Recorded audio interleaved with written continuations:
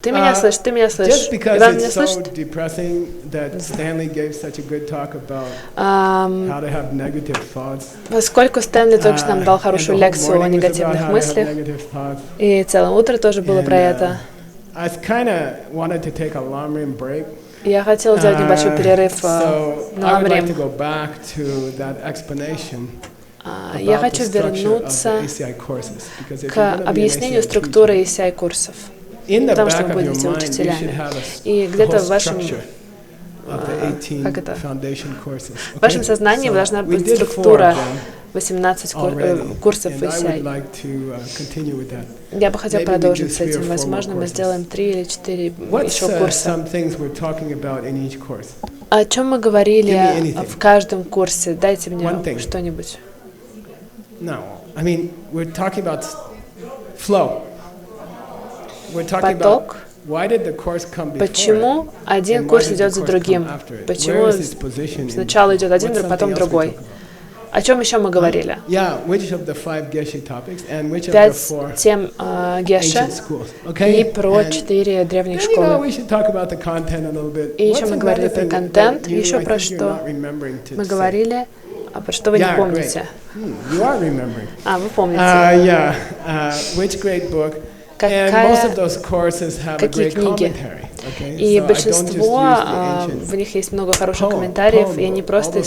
Все эти книги поэмы, стихи. И это очень сложно, нужно объяснение для этого.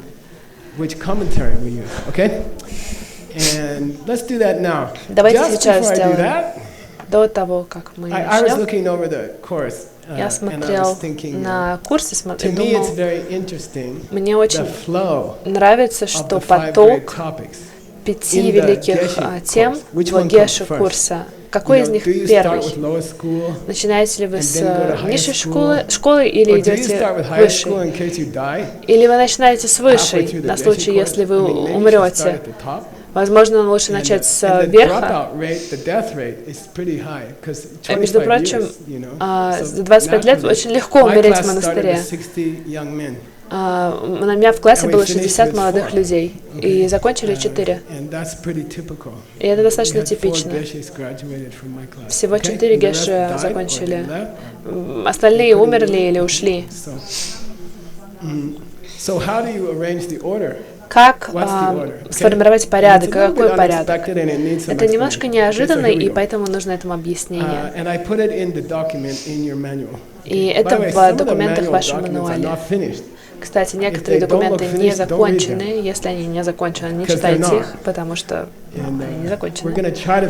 Мы постараемся их закончить все за 3 тренинга. То есть в конце этого года у вас будут вся политика ACI, вся структура. Первая вещь. 75 страниц текста, который называется «Драгоценность осознаний». Майтрея надиктовал своему секретарю Асанге. Если вы знаете, то это история станции Льва, вы знаете, как это произошло. 5 великих книг Майтреи. Это мы начинаем изучать первый.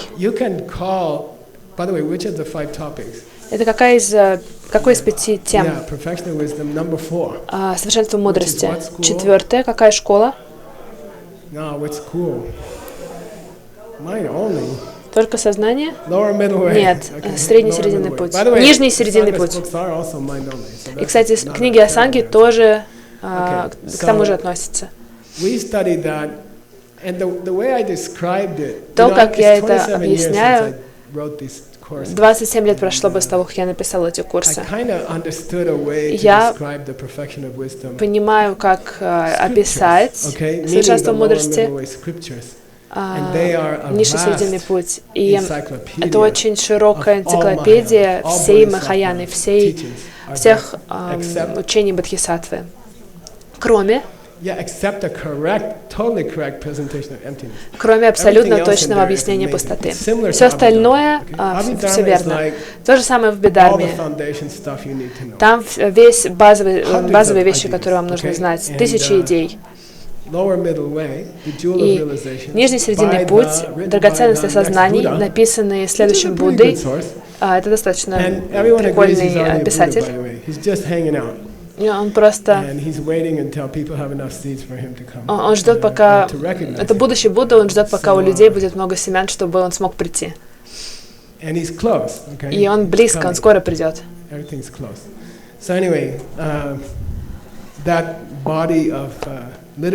Это вот тело литературы, мы на него 12 лет потратили, первые 12 лет. Это то, что вы первое изучаете в монастыре. Вы запоминаете все эти страницы обычно до возраста 15-летия. И это мило, дети, у нас 12 колледжей, и каждый вечер, примерно в это время, дети выходят на балкон,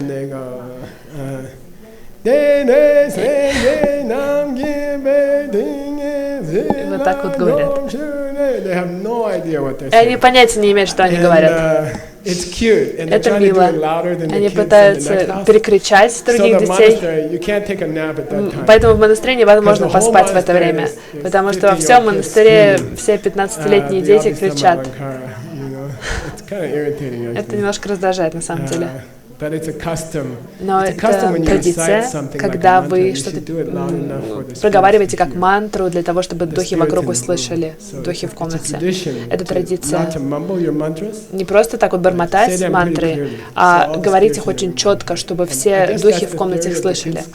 Я думаю, что это то, почему дети кричат. Или, может быть, чтобы монахи не спали. 12 лет на это, потом... Что логично идет за этим? Давайте исправим учение о пустоте. То есть 4 еще года на высший срединный путь. 4 года уходит на то, чтобы как бы исправить учение о пустоте, которое вы изучили до этого. То есть технически, какую книгу вы изучаете? Entering the Middle Way by Chandrakirti, which is a great commentary on Nagarjuna's wisdom, okay? Вхождение в серединный путь. Нагарджуна. В этой книге есть ассоциированный текст для монахов, комментарии, которые мы используем, огромные. Первые 12 лет это 40 тысяч страниц комментариев одного автора. В каждом монастыре есть свои комментарии. И обычно таких комментариев 2. Первый называется чидан. Скажите чидан. Это означает как бы пересмотр всего срединного пути, всех тем. Скажите тача. Это анализ. Обе книги написаны в таком дебатирующем стиле, как бы спор. Это то, что подготавливает ученика. То есть мы не изучаем, мы изучаем первые 12 лет 8 книг своего монастыря, огромных книг. И когда мы достигаем второй темы, что высший срединный путь, мы 4 года на это тратим, и потом снова чидан и тача, то есть как бы пересмотр всего, и вы как бы копаете вглубь. Это невероятно красивые книги, мы должны эти 2 перевести, когда у нас будет время. Невероятно красивые книги. Есть индийские комментарии, мы тоже их используем. Для серединного пути, кроме монашеских текстов, что еще мы используем, как вы думаете?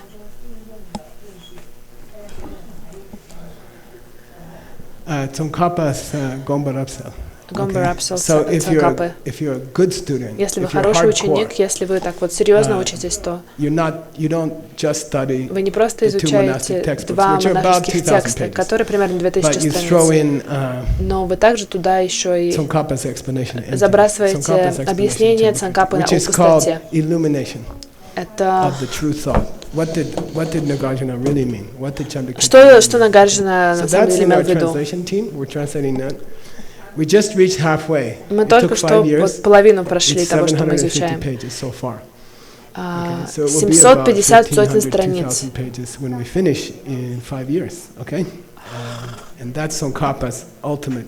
Это абсолютный комментарий Цанкапы. Обычно нет времени очень точно это изучать глубоко, поэтому я попросила особенных учений от одного из моих учителя писаний. 8 лет потратили на это. Где-то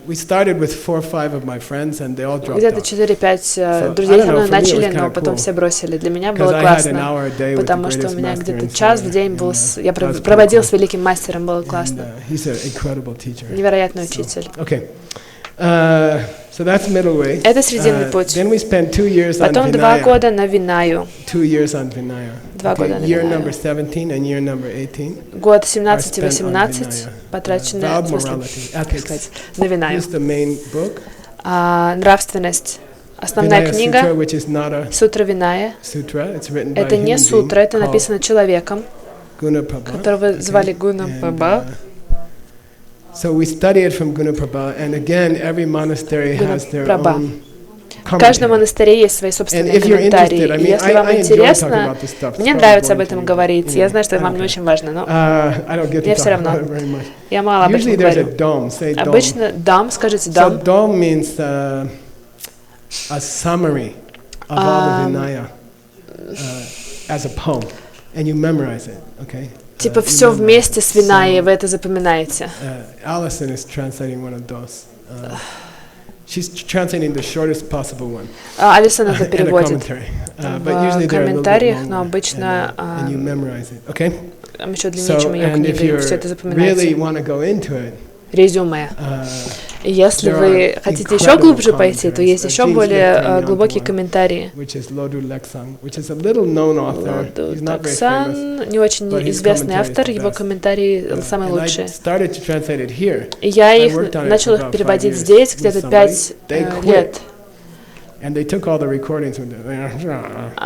человек, который переводил вместе со мной, ушел и забрал все записи. Вы так не будете делать, правильно? Это Виная. Не приходит ли вам вопрос, когда я вам говорю, что Винаю мы не изучаем до 17 года? Что еще делают монахи? Они не изучают свои обеты.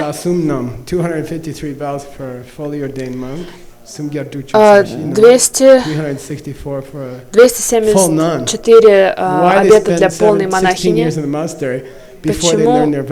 Почему же 17 лет нужно в монастыре провести до того, как ты изучаешь мои обеты? И это детали Геши-курса.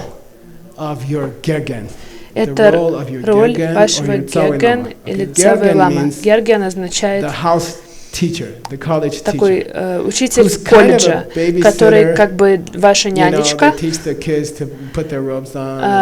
детей обучает, как там робы надевать. Когда мы начинали в монастыре, все дети были в одной комнате, они были в большинстве с тобой беженцы, у них не было еды, были такие какие-то болезни кожные, они передавались очень быстро. И Геши Лотар, тот, кто нянечкой был, он о них заботился. Его работа кормить и находить деньги для этих детей, и одежду им покупать, и сделать из них монахов. И обычно тот человек, который в вашей жизни, это тот человек, который рассказывает вам из собственного опыта обеты. И когда вы нарушаете обет, он вам говорит, это один из 2003 обетов. Это то, как вы изучаете обеты. То есть, возможно, с вами не садятся и не обучают вас обетам, но мой учитель так делал. Он использовал тибетские комментарии, которые назывались «цо». Скажите Цунава. 2000 страниц комментариев на обетов. Монаха и монахиня. Невероятные комментарии. до Цонкапа он это сделал. И мы изучали другие традиции, он Кагью. Это невероятные комментарии, и мы используем их каждый день. Я до сих пор, когда обучаю вина, их использую, невероятные. Мы будем следовать этим комментариям. Я это изучал, когда я стал монахом, мне уже было 30. То есть у меня был шанс сделать все плохие вещи до этого возраста. То есть я на самом деле все сделал плохое. Раньше ты не мог стать монахом до 30-летия. Атиша, например. Многие из них изучали тантру до того, как они станут монахами. То есть потому что учителя хотели за вами смотреть дольше. И такая большая честь была стать монахом. И часто вы просто позже в жизни становились монахом. И ответ на ваш вопрос до того, к 18 года геша-курса доходите, ваш вот этот учитель колледжа просто рассказывает вам, что не нужно делать, когда вы это делаете. И таким органическим способом все маленькие монахи изучают свои обеты. То есть, например, мне нельзя снимать робы, я не могу их просто бросить и перешагнуть. Это против обета. Мне нужно через голову снять. Я не могу перешагнуть через свои робы. Очень много таких правил. И вы не можете, на самом деле, в книге написать. Если вас учитель один раз четками ударит, то вы запомните, что так делать нельзя. Понятно?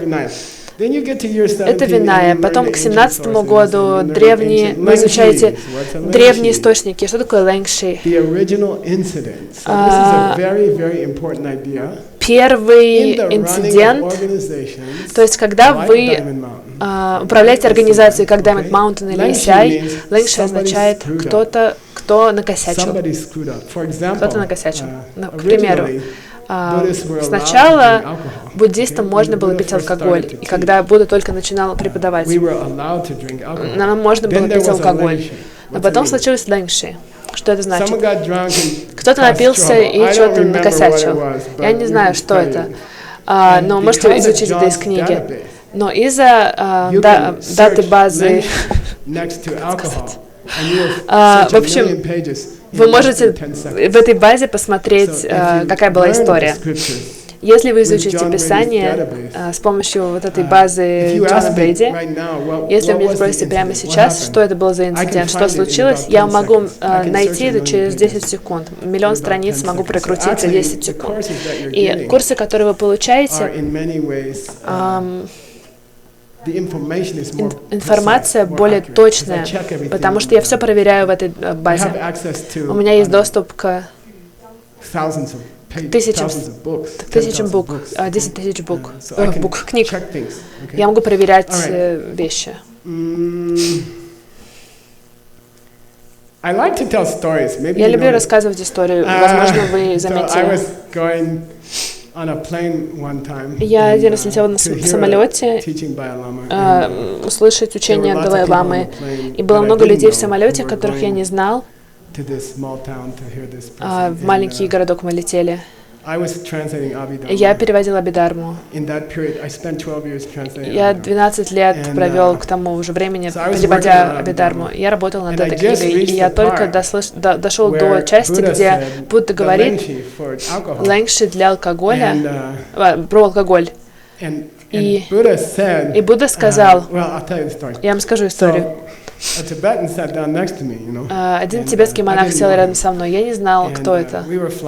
И мы полетели, и он заказал пиво. И я удивился, и я такой,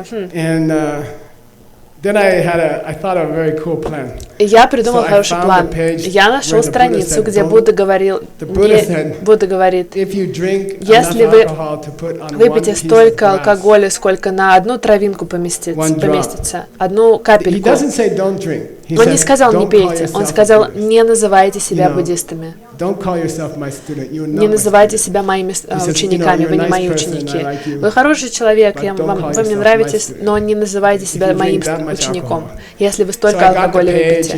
И я нашел эту страницу, и я говорю, ты из Тибета, можешь мне помочь вот с этой страницей? Я не очень понимаю. Он говорит, да, конечно.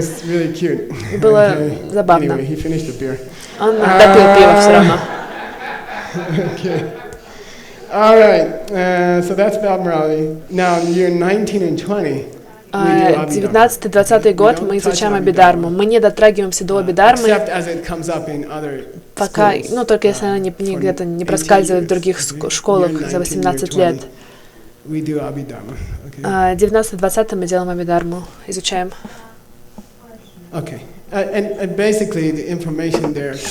Информация там появляется через Lam Rim и проявляется в других книгах. То есть вы на самом деле получаете большую дозу Абхидхармы за первые 18 лет. Но 19-20 год вы изучаете ее официально. Я скажу вам правду, что к этому времени меньше 10 монахов в вашем классе остается. И становится немного странно, потому что вы знаете, что другие люди знают, что они не знают. То есть дебаты очень скучные, потому что вы уже в 18 лет с этими людьми изучаете, и вы знаете, что вот этот человек никогда 4 истины не изучил, или там 12 звеньев в колесе. И вы можете дебатировать и тот же ответ получить, как на прошлый год. Вы можете делать классную вещь в монастыре, они соединяют два класса. И примерно в это время они низший класс переходит в высший, и получается, что низший класс теряет 1 год. Это не очень здорово. Мой класс, мы были низшим классом, и мы как бы перепрыгнули год. Потому что не было не с кем дебатировать. Было всего 5 человек, которые остались вот выше нас на класс. И мы перепрыгнули, присоединились к следующему классу. И мы кое-что пропустили, я вернулся после своего экзамена Геши и изучил это.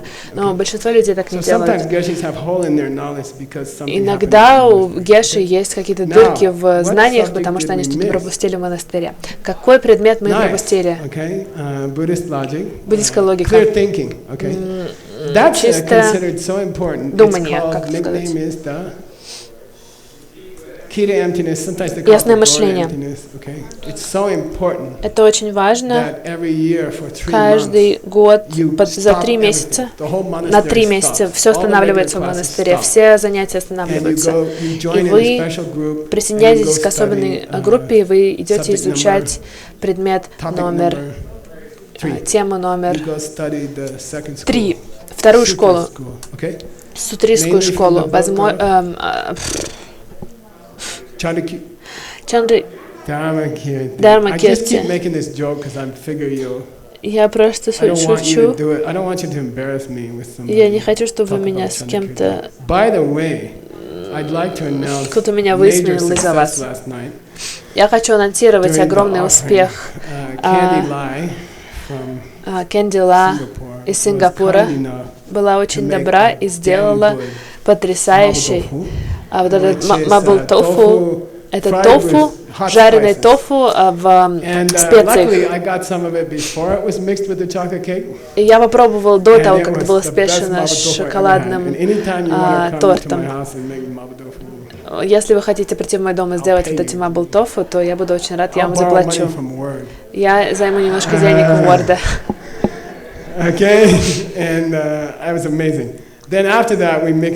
После этого мы смешали это все с шоколадным тортом. Я очень рад сообщить, что я проверил, что я попробовал, меня чуть не вырвало. И я посмотрел на Стэнли, и Стэнли такой... Я не знаю, сколько из вас попробовали тоже. Но было очень ценный урок.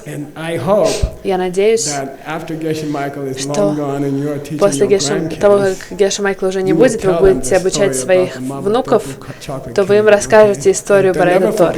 Они никогда не забудут. Это хороший инструмент для учения, подумайте об этом. Вы можете повторить 10 раз, что люди не должны какие-то там хиппи вещи смешивать с дharмой, которой 2000 лет. Вы можете повторять это снова и снова. Или вы можете просто сделать такой торт невкусный и заставить их это съесть. И после этого соедините вот это плохое воспоминание с плохим действием. И это намного более мощное решение. Каждый раз, когда вот вы с такой игрой такую игру придумываете, это гораздо более эффективно. эффективно. Делайте так. Это ваша задача как учителя. Я не знаю, какая у вас культура. В Финляндии.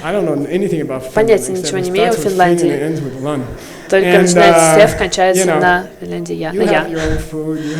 У вас там своя еда, так что там какие-нибудь самые невкусные вещи смешаете или самые вкусные вы просите их попробовать. Один раз мы сделали ретрит в Нью-Йорке, и у нас был план, мы покормили всех с очень большим ужином, и было много сахара, потом мы сказали всем медитировать после этого ужина, и все заснули, и все были, в общем, недовольны. Потом мы сказали, что мы так специально сделали, чтобы показать, почему не нужно есть эту еду. Но люди разозлились. Зачем вы это сделали? Я такой, извините. Но зато они не забыли. 21 по 25 год. Иногда говорят, что геш-курс 20 или 25 лет занимает. С 21 по 25 год, если вы решаете пойти на более высший документ Геше, если не хотите, то можете 2-3 года подождать, потому что есть лимит, сколько Геше могут выпуститься за 1 год в монастыре. В моем монастыре это 2 обычных Геше и 2 таких про-Геше. Они ждут, пока кто-то умирает, и потом кого-то, еще дают документ об окончании. Можете подождать пару лет, если хотите пойти на более высокого Геша. Высший Геша, его должны все экзамен пройти со всем монастырем. 2 колледжа Серы, 2 колледжа Пунг, еще 2 колледжа Ганден. И еще 1 колледж. 7 колледжей дебатируют с вами. Вам нужно появиться перед каждым колледжем. Я только пришел перед сэром Джей, и мне не нужно было перед всеми, потому что я только низшего Геша получил. И, по идее, нужно не тратить время и...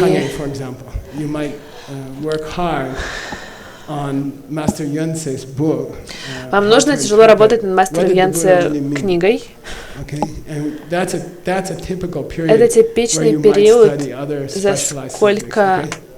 после которого вы можете изучать какие-то еще специфичные предметы. Это то, что я хочу упомянуть, называется сурку, скажите. Это темы из темы номер 4. Асанга, Майтрея, драгоценности сознаний.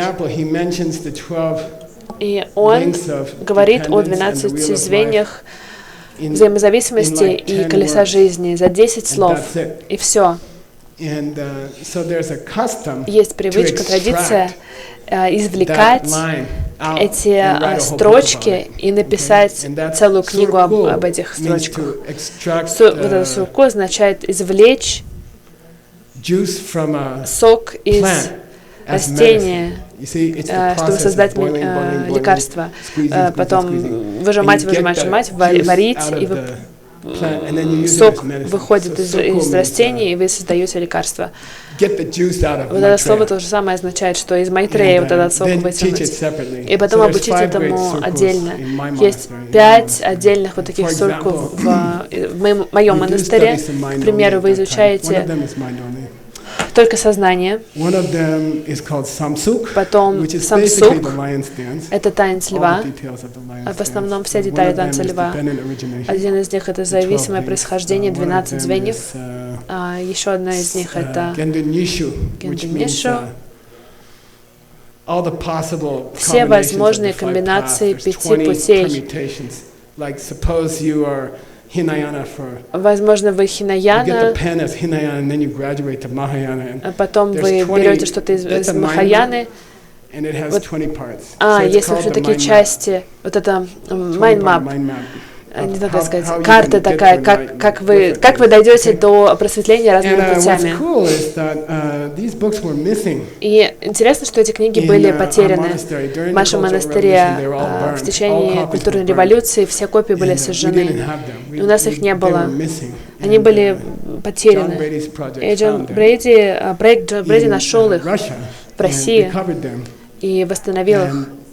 и выложил их в интернет. И это была первая книга, которая когда-либо была напечатана на компьютере в Тибете, во всем мире. Есть две копии, есть копия в Сидонии, и я так горжусь этим. Это невероятное. Если ACI бы сделал только эту одну вещь за 30 лет и 10 миллионов долларов на это потратил бы, то это было бы и так уже невероятно. Но он сделал гораздо больше. Если вы ждете своего документа о Геше, пока люди в вашем классе умирают, то вы можете изучить вот эти разные интерпретации, вот эти суркус или что-то еще. Каждый год зимой 3 месяца вы делаете логику, изучаете. Это невероятно важный предмет для каждого предмета. И есть привычка, традиция в Тибете. Это здорово. Каждый год, 1 месяц, монастырь выбирает 50 лучших кандидатов на Геше из разных классов, 50 самых лучших учеников. И это ваша команда для дебатов в ЦРМ. И все собирают одеяло и рюкзак и идут в монастырь Джан. Это особенный монастырь, маленький монастырь в горах. И они дебатируют вместе в течение месяца. Иногда целый день, иногда меньше. 2 раза в неделю вы делаете прям вот всю ночь, вы не спите. Это как Олимпийские игры дебатов.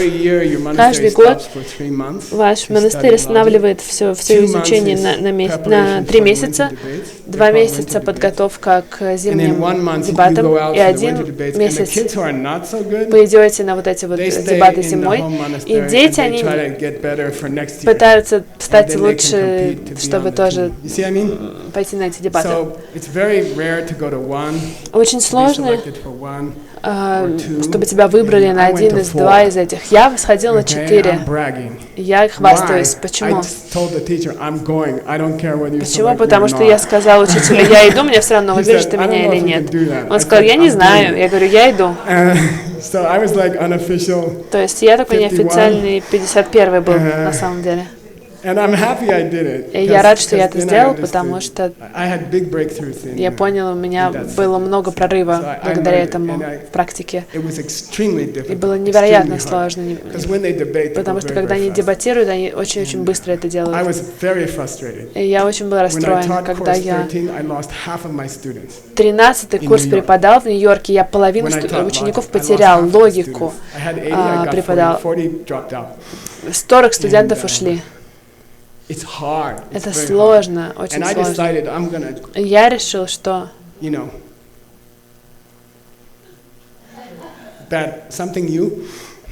что это плохой номер.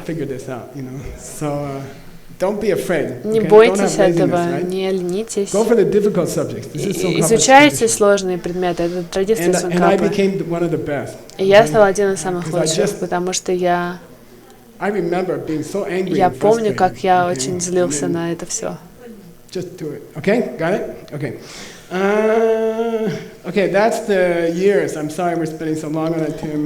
Это года изучения, годы.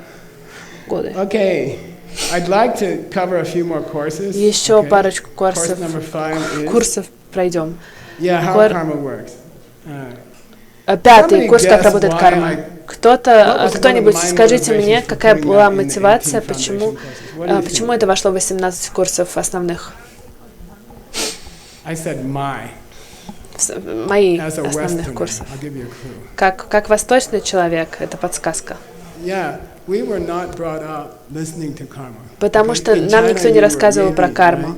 В Китае у вас хотя бы слово есть карма в обиходе. Люди говорят об этом хотя бы немножко. Возможно, очень поверхностные разговоры, но как минимум вы об этом слышали. Но в моей культуре, в восточной культуре, Нет, в западной культуре. Большинство американцев или европейцев, Латинская Америка. Я думал, что мне нужно курс о карме вот сюда же добавить, чтобы как бы подтвердить детали кармы. В Америке, когда я рос, я помню свою маму, когда я первый раз слышал слово «карма». И за те года, 18... что? Какой-то... 1950-й? Было сложно услышать слово «карма», редко. Я не знаю, как мама об этом услышала, но я убивал жуков в своем доме, мух, газетой. И мама сказала, не убивай мух. Я говорю, почему? Она говорит, плохая карма. Я говорю, что такое плохая карма? Она говорит, ну, к тебе вернется. Я говорю, как? Где? Когда? Где она остается? Куда она уходит? Где она хранится? Она говорит, я не знаю. Просто плохая карма. Мама говорит, не задавай вопросы. Это то, где останавливается вот это определение кармы для большинства американцев. Мы не знаем про семена. Некоторые люди говорят, что это как бумеранг, который пролетает через Марс и через 20 лет возвращается. Все вот эти странные идеи есть. И я думал, что в моей стране много таких, в культуре много таких идей, и нам нужно это изучить, про карму. И как я уже упомянула ранее, я думаю, что это Кедров же сказал, что ученик Джасункапы, даже люди, которые живут в странах, как Тибет или в других местах, где про карму говорят, люди не понимают это. Они просто верят, потому что мама верит в это. Кстати, если мы начнем настоящее занятие Мани Падмеху, то сегодня мы это изучим.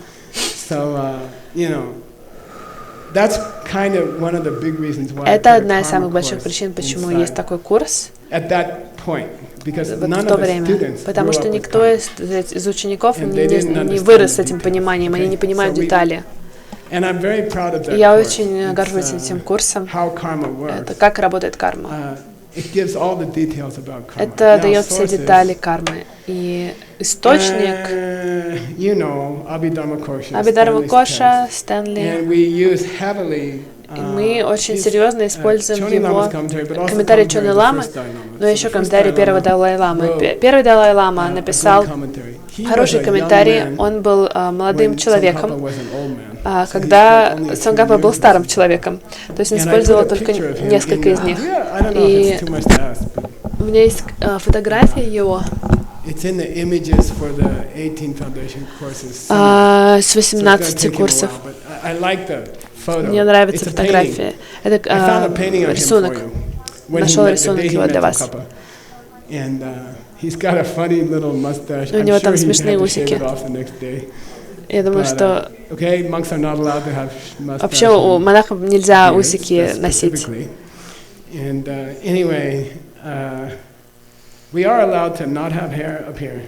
Можно, чтобы волос не было вот здесь вот, но вот здесь не должно быть волос. Я вот это использую много. Постараемся найти этот рисунок для вас. Кстати, эта книга — лучшая биография Цонгкапы в мире.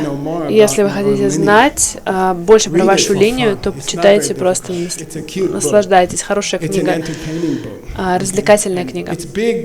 Большая, потому что там очень много картинок. Там 15 великих картин. 15 лет меня заняло это ее написать. Если вы хотите знать про Цонгкапу, жизнь Цонгкапы, то я говорю, что положите это на кофейный столик свой. И каждый раз, когда у вас какая-то компания дома, то открывайте. Есть большая традиция в монастыре, что мы открываем эту книгу в каникулы или на какие-то дни рождения. На Пасху можно открыть, в воскресенье. Мы должны будем яйца искать, не знаю почему. Но, возможно, в это воскресенье откроем эту книгу. Просто откройте и закройте глаза и ткните в предложение. И такая традиция.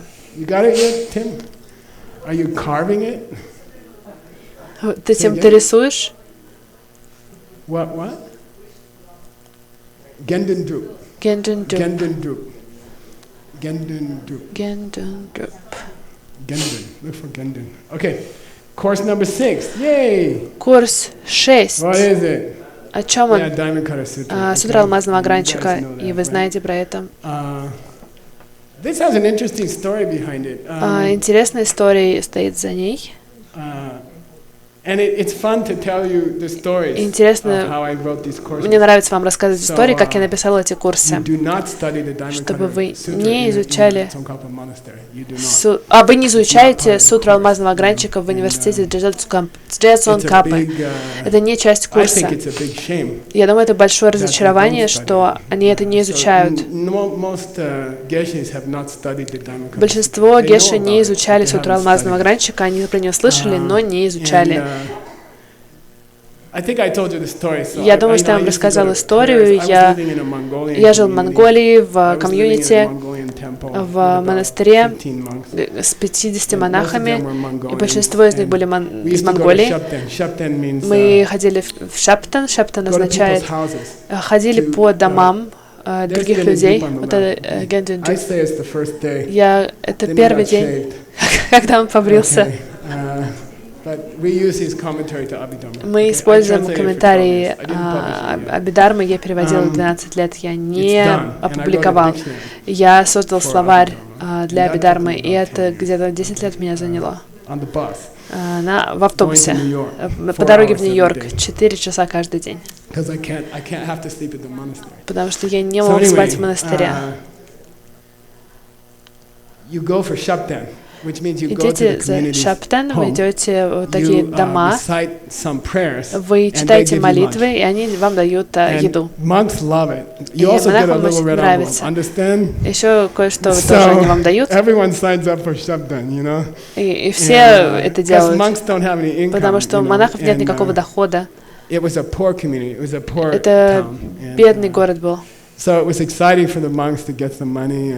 Было здорово монахам получить какие-то деньги и поесть, и мы все ездили. И вы должны что-то читать. И в Монголии Сутра алмазного огранчика — это очень уважаемая книга, очень ценная. Я думаю, что в Китае то же самое, в Японии, в Вьетнаме. Мы вот это перечитываем Сутру алмазного огранчика, проговариваем ее. И мой аббат был очень высокий геше, монгольский. Он ее запомнил.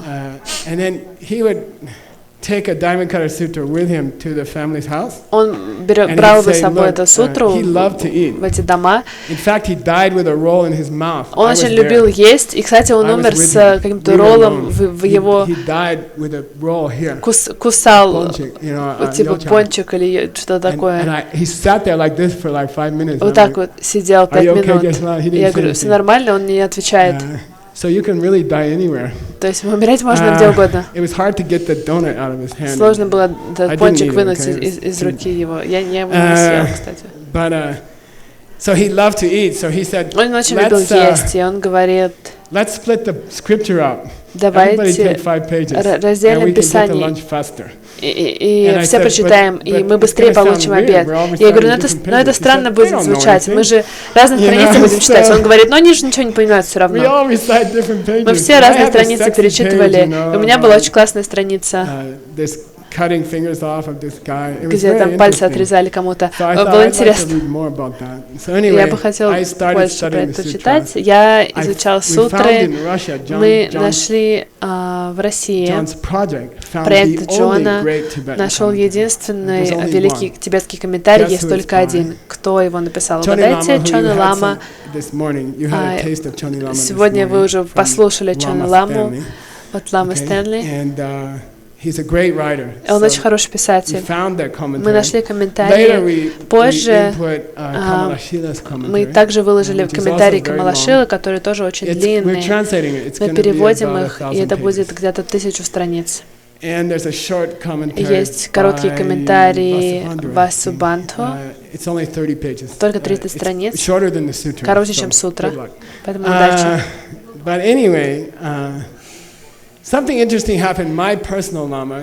Кое-что интересное случилось. Мой личный лама Кенрин Паче, вот здесь, он заболел. Доктор сказал, что ему нужно сделать операцию. Я потратил много часов, сидел в госпитале вместе с ним. И мне нечего было делать особенно. И я делала ACI курсы и создавала их, и думала, что дальше будет. Дальше будет сутра алмазного огранчика. Он здесь, он не может никуда уйти, ему нужно отвечать на мои вопросы. Я стал переводить прямо в госпитале. Это то, как я всегда помнил сутру. Это то, как мы создали курс. Если кто-то вас спросит, какой вот поток, то вы можете сказать либо ланч, либо госпиталь. Это два главных. Или если вы можете сделать хорошую историю. Вы можете сказать, что Гешила решил, что всем нужна пустота до того, как они захотят дальше пойти. Это тоже хорошая причина. Перед тем, как вы слишком далеко зайдете в курсах ACI, у вас должна быть хорошая порция пустоты. Как мы высший срединный путь соединим с пустотой. Только курс один. Треть, только не в других курсах. То есть на самом деле у вас еще не было курса о пустоте. И курс...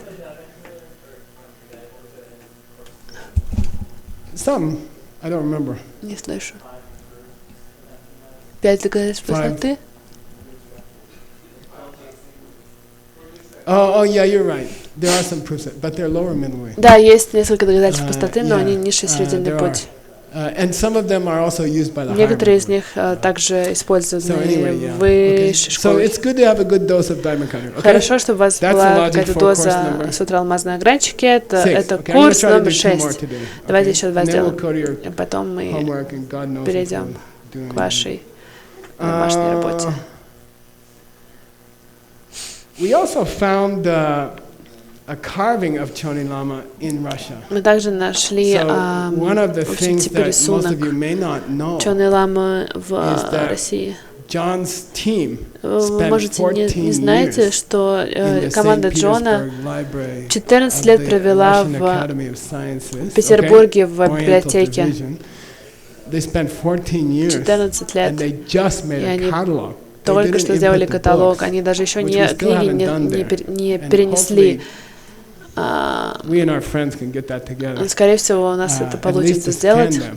Хотя бы отсканировать их. У нас очень много книг с Дунхан.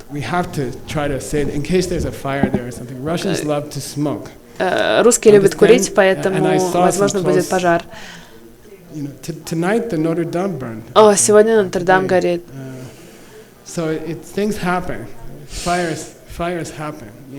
Пожары случаются.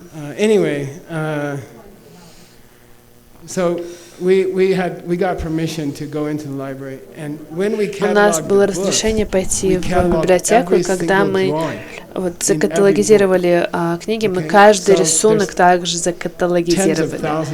Есть тысячи, сотен книг. Есть специальное ключевое слово. Мы ищем Чони Лама, и есть всего один рисунок в мире. Это в Санкт-Петербурге. It's in your manual. Okay, I put it in your manual. В вашем мануале есть. Those carvings all look the same, to be honest. Эти все рисунки выглядят немножко похожи на самом деле, потому что может быть асанга, может быть пасубану, но anyway, under the carving it says this is Choni Lama. Под рисунком сказано, что это Чони Лама, поэтому я был рад. I think it might be kind of Я думаю, что his hat looks a little Choni. Его Okay. шляпа выглядит как Чони немножко. And as you know, next image, or you can just scroll down. As you know, That course became the Diamond Cutter И как вы знаете, этот курс стал бизнес-книгой. Сейчас миллионы копий продано, 35 языков переведено. Я думаю, что интересно, что курс ACI стал книгой. И это то, что как бы послужило началом для DCI и ACI. Okay, I'm going to do 2 more. Еще you okay with that? Все нормально? I don't care. Мне все равно. I'm just being polite. Я просто вежливый. Impolite. Или нет? Okay. What's course 7? Курс 7. Bodhisattva vows. Okay. The vows on the Bodhisattva. Беда Бодхисаттвы. I was trying to find a painting for it. Я пытался найти рисунок для этого. Немножко сложно, но я нашел. This is Chandra Gomi. Это Chandra Gomi. He lived around, Он жил где-то, I don't know, 600 AD, something like that. He was not a monk. 600 лет до нашей эры. Он не был монахом. Which many of you have. У него были только обеты мирянина. Он записал обеты Бодхисаттвы. Также есть обеты от Лорда Будды и других источников. В этом курсе Асанга, Шантидева, Чандагоми и Будда — 4 источника для 64 обетов Бодхисаттвы. И у меня есть китайский друг, который попросил Джона обучить его этим обетам, потому что не вся эта трансмиссия пришла в Китай, и 46 64 всего. Сколько всего коренных обетов? 18 и 46 вторичных. Много еще других обязательств. Но есть книга, написанная Цанкапой, которая называется «Высший путь для бодхисаттв». Я использую это для обетов. Он объясняет каждый обет во много страниц. Много страниц на один обет. У нас есть коллекция, самая важная коллекция Тибета, она напечатана, там всегда эта книга идет первой. Есть, возможно, причина для этого. Высший путь бодхисаттв. Скажите Чангчунгшим. Шунглам. Шунглам означает высший путь для бодхисаттв. Мы используем эту книгу теперь. Снова спасибо Джону Брэди. Есть невероятная книга, которая называется «Сеть сияющих драгоценностей». Нить. Это из-за монастыря Джебу. В общем, вы должны быть такими преданными своему монастырю. Он был один из Далай-лам. Он решил написать книгу «Обеты». Скажите «Домсум». 3 набора обетов, какие они? Обеты свободы, 8 типов монаха, монахини и мирянина. И еще второе — бодхисаттвы, третье — тантрические обеты. Если вы запишете обеты монаха, 253 параграфа объяснить каждый обет. Геше Цеван какой-то там, он написал книгу о всех 3 наборах, но он сделал их короткой, эту книгу короткой. Он не говорит он не бла-бла-бла говорит, а говорит, что вот это вот самая суть обета. Обет коротко, полностью, но коротко. Каждый занимает 2-3 предложения, объяснение каждого. Он решил объяснить все обеты, включая тантрические обеты, и там сотни обетов. Он написал эту милую книжку, невероятную книгу, очень точную, очень ценную, об обетах. Мы должны перевести ее. Я перевел ее в течение, обучил ей в течение 3-летнего ретрита. И это невероятное важное учение. Эти учения были невероятно важные. Если вы можете получить запись, то И особенно если вы хотите стать монахиней, то вам нужно это изучать. Это очень важное учение. Я был очень рад. Мы нашли половину его книги, половину страниц. И мы годы потратили для того, чтобы постараться найти остальное. Мы искали страницы, и наконец-то, проехав много стран, мы нашли еще там 5 страниц здесь, 5 там. И мы все сложили, и книга закончена. Поэтому мы должны похлопать Джону Брэди.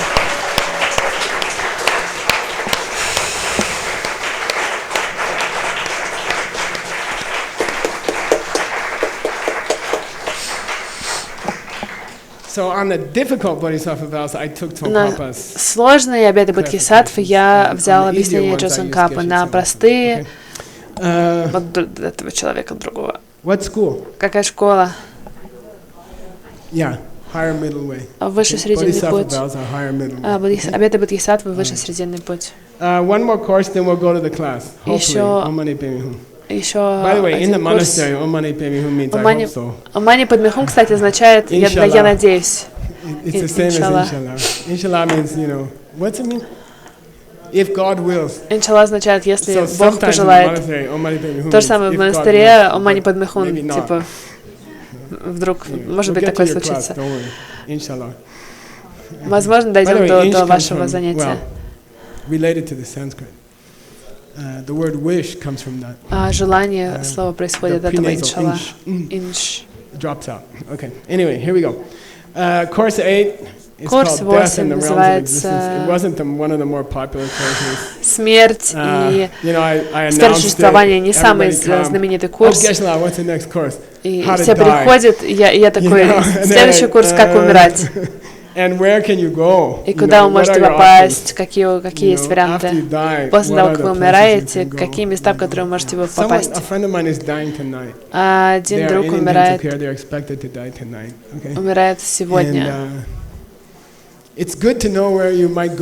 Здорово понимать, куда вы можете пойти, подготовиться. И в основном это очень хорошая книга о том, как подготовиться. Есть интересная история этого есть. Когда я делал курсы, стали очень известными тибетская книга мертвых. Она очень экзотичная, очень секси. Я знаю, что один человек сошел с ума, читая эту книгу, его поместили в какое-то специальное место. Без учителя он пытался ее изучить. И он где-то год провел в какой-то клинике, где его ментальным здоровьем заботились. Интересно то, что эта книга неправильная.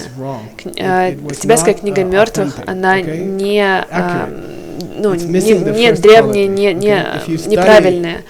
Там много чего пропущено. Если вы изучаете Бардо из Абхидхармы, из других древних источников сутр, то ничего нет, никаких сходств. Возможно, стоит об этом рассказать, что эта книга неверная. И мы не изучаем ее, не используем ее, мы изучаем Абхидхарму и другие источники. Я понял, что в то время нужно было добавить правильное описание, что происходит в Бардо, и какие есть варианты, куда вы попадете. После того, как вы доказываете будущей жизни в курсе 4, люди думают, куда я попаду в следующей жизни. Снова я говорю от западного полушария, и люди не верят в будущей жизни, поэтому сначала мне нужно доказать их, а потом говорить, куда вы попадете, и что после 49-го дня, куда спирит попадает, дух, что такое Бардо. И я решил написать курс. После того, как вы доказали, что есть будущее жизни, скорее всего, нужно помочь этим людям попасть в хорошие места. И, скорее всего, вам интересно узнать, что я вдохновился на написание этих курсов благодаря моей маме, потому что когда я поехал в Азию, моя мама заболела раком, и она умирала. И я пошел к своему ламе и сказал: моя мама умирает, что я должен сделать? Он сказал: привези ее сюда, мы ее научим, как умереть. Я говорю: вау. Хорошо. И моя мама не была буддистом, и ей было не очень интересно. И я написал ей из Индии. Там не было имейлов, это прям письмо настоящее. Часто индийские письма на год задерживаются. Я написал ей и говорю: приезжай. Что ты потеряешь? Ты все равно умираешь.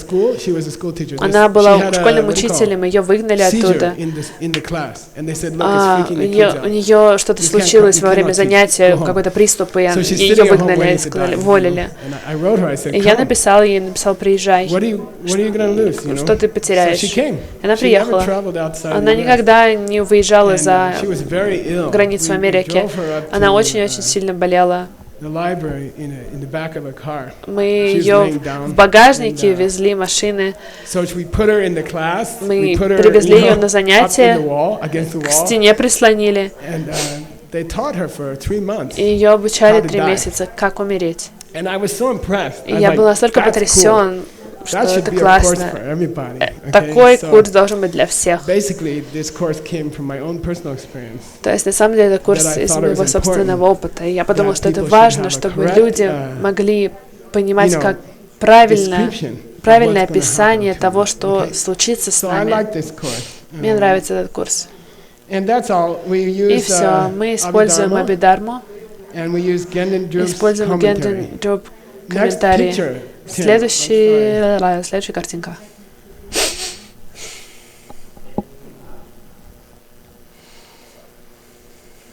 Manda. I'm going to change his name to Tim Manda. Okay. Yeah, there we go. I also used a book called Ten Rim Chemo. Say Ten Rim Chemo. Скажите Ten Rim Chemo. So the greatest book ever written in Tibet is Lam Rim Chemo. Самая великая книга в Тибете это Lam Rim Chemo, это Lam Rim Tsongkhapa, большая книга. In English it would be about 10,000. На английском было бы где-то 10 тысяч страниц. Нет. 8,000 pages. 8 тысяч страниц. If we translate it. Если бы мы перевели ее. With notes. С заметками. And you might be interested to know he stole the name. Возможно, вам интересно узнать, что этот человек украл название книги. Все слова те же самые. Лам Рим Ченмо — это великие шаги к просветлению. Тен Рим Чемо. Тен Рим Чемо означает, Цонкапа украл имя. И он украл большинство материала из Тен Рим Чемо. Тен Рим Чемо — это примитивный ламрим, то есть такой ранний ламрим, Кадамба, 1000 лет назад. Это самая длинная книга, которая была написана Кадамбой. Его текст сам по себе, возможно, 10 страниц. И это типичная Кадамба, поэзия Кадамбы. Мы обычно не видим книги длиннее, чем вот 10 страниц. Здесь 1000 страниц. И это целый ламрим, целый буддизм, невероятный, очень сложный к прочтению, старый. 400 лет до Цонкапы. И она пропала, эта книга, после культурной революции, мы не могли ее найти. Gene Smith, who was Jeff's boss for many years. Он мне помог найти эту книгу. Мы нашли половину копий в России, нашли какие-то кусочки. В Индонезии каким-то образом они оказались. Мы все вместе соединили и создали копию. И мы распечатали в монастыре все. Мы сохранили книгу с последнего.